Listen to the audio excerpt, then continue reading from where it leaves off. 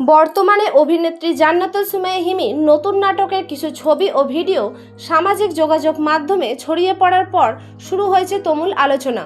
বিভিন্ন পোস্টে অনেক দর্শক মন্তব্য করছেন, আগের হিমির অভিনয় আর বর্তমান সময়ের কাজের মধ্যে বেশ পরিবর্তন দেখা যাচ্ছে। বিশেষ করে সাম্প্রতিক কিছু নাটকের দৃশ্য নিয়ে নেটিজেনদের মধ্যে চলছে মিশ্র প্রতিক্রিয়া। একদল দর্শকের মতে বর্তমান সময়ে পরিবারের সবাইকে নিয়ে একসঙ্গে বসে নাটক দেখার পরিবেশ আগের মতো নেই।